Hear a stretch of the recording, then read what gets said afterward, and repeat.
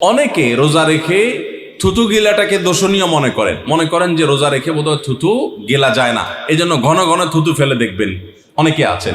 বিশেষ করে নতুন নতুন যখন রোজা রাখে পোলাপান, তখন দেখবেন যে মিনিটে মিনিটে থুতু ফেলে। আছে না নাই? এই ঘন ঘন রোজা রাখে আপনার থুতু ফেলে কেন? কারণ মনে করতেছে থুতু গিললে তার রোজা ভেঙে যাবে। ভাই, থুতু যদি আপনি না গিলেন আপনি বাঁচবেন? থুতু না গিললে কেউ বাঁচবে? যতই আপনি থুতু ফেলেন, আপনার থুতু তো কিছু না কিছু ভিতরে যাবেই। যদি না যায়, গলা শুকিয়ে গেলে তো আপনি মরেই যাবেন। এই জন্য এটা একটা ভুল যে আমরা মনে করি থুতু ফেলা লাগে। রোজা রেখে রোজার কারণে এক্সট্রা কোনো থুতু ফেলার দরকার নাই। আপনার মুখে বালু চলে আসছে, একটা মশা ঢুকে গেছে, আপনি রোজা আছে, এটা যেন ভিতরে না যায়, সেজন্য থুতুটা ফেলে দিলেন, এটা ভিন্ন কথা।